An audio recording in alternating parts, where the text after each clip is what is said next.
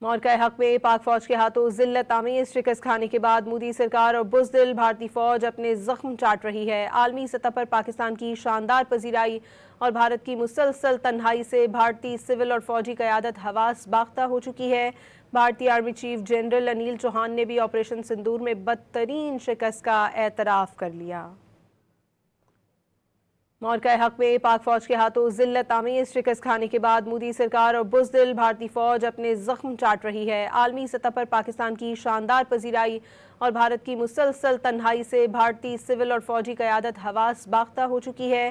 بھارتی army chief general Anil Chauhan نے بھی آپریشن سندور میں بدترین شکست کا اعتراف کر لیا۔ مورکہ حق میں پاک فوج کے ہاتھوں ذلت آمیز شکست کھانے کے بعد مودی سرکار اور بزدل بھارتی فوج اپنے زخم چاٹ رہی ہے۔ عالمی سطح پر پاکستان کی شاندار پذیرائی اور بھارت کی مسلسل تنہائی سے بھارتی سول اور فوجی قیادت حواس باختہ ہو چکی ہے۔